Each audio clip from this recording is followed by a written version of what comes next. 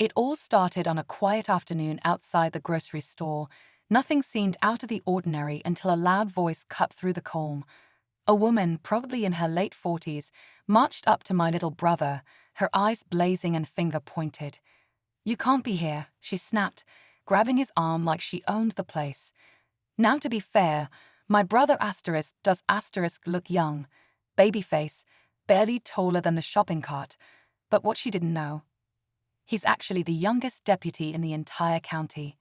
Badge, training, authority, the whole deal.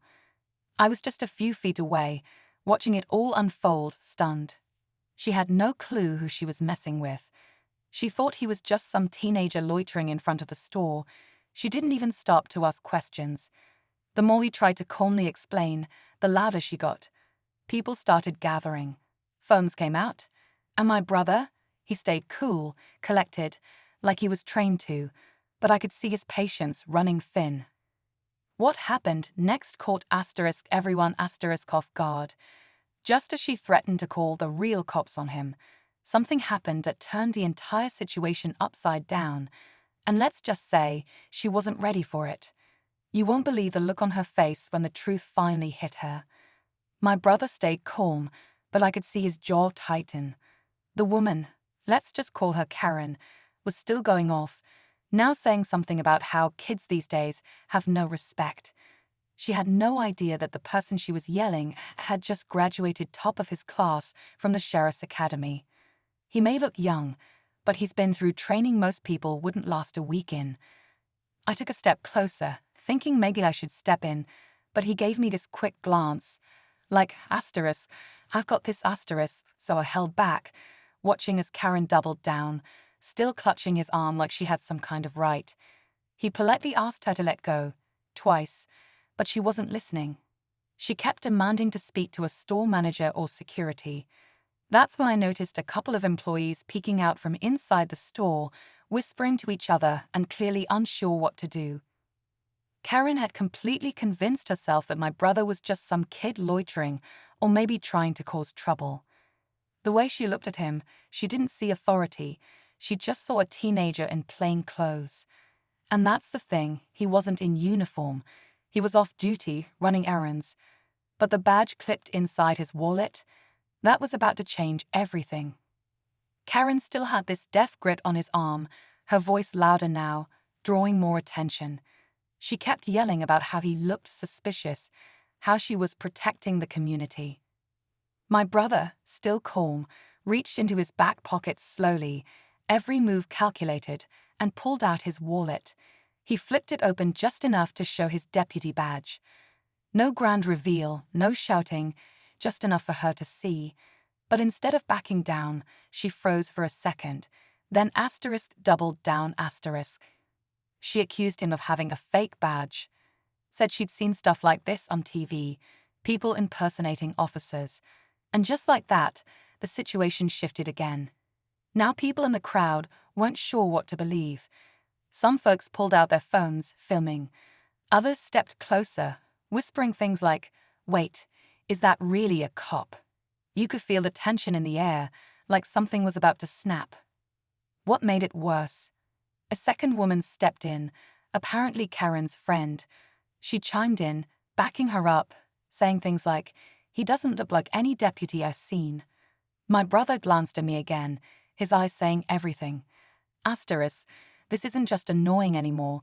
This could get ugly. And right then, just as he started to radio for backup, something unexpected happened that no one saw coming. As my brother lifted his radio, calmly calling in the situation, Karen's face twisted. "Oh, now you're pretending to call for backup," she barked, laughing in disbelief. Her friend crossed her arms, muttering something about kids thinking they can play cops. The crowd had grown bigger now, at least a dozen people surrounding us, all trying to figure out who was in the right. Some were whispering, others just watching like it was a live drama unfolding in the parking lot. My brother gave our location and a quick rundown of what was happening. His voice never cracked, but I could tell, behind that calm, trained face, he was alert, ready for anything. Karen, still completely convinced she was doing the right thing, started waving at the people filming, saying, "Good, get this on video. He's gonna be in trouble when the real cops show up." A man from the back of the crowd stepped forward. He looked familiar. Turns out, he was a retired officer from the same sheriff's department. He asked to see the badge again. My brother handed over his wallet. No hesitation. The man studied it for a second, looked at my brother, then at Karen. And that's when things started shifting fast. Before he could say a word, we heard the distant wail of a siren approaching, and everyone turned. The siren grew louder, cutting through the tension like a knife. Karen's expression flickered, just for a moment, as she realized someone had actually called for backup. But instead of backing off, she shifted gears fast. "Good," she said loudly, trying to keep control of the crowd. "The real deputies can sort this out. Maybe then we'll see who's lying." The retired officer still held my brother's badge, and just as he opened his mouth to speak, 2 patrol cars rolled into the lot. Tires crunched over gravel, lights flashing, doors swinging open. 2 deputies stepped out, both in full uniform. One of them spotted my brother immediately and nodded with recognition. That should have been the moment everything calmed down, but it wasn't. Before anyone could say a word, Karen stepped in front of them, waving her arms. "Thank God you're here," she said, pointing directly at my brother. "This kid's impersonating an officer.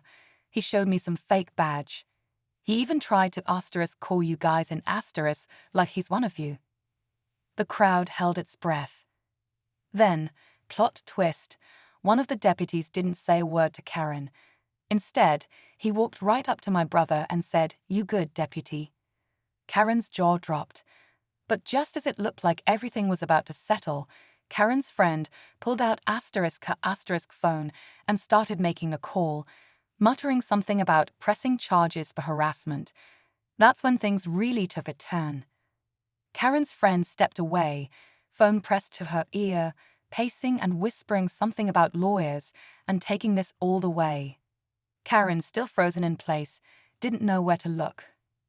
The deputy who called my brother deputy stepped in, calmly but firmly asking Karen to move aside so he could speak with his colleague.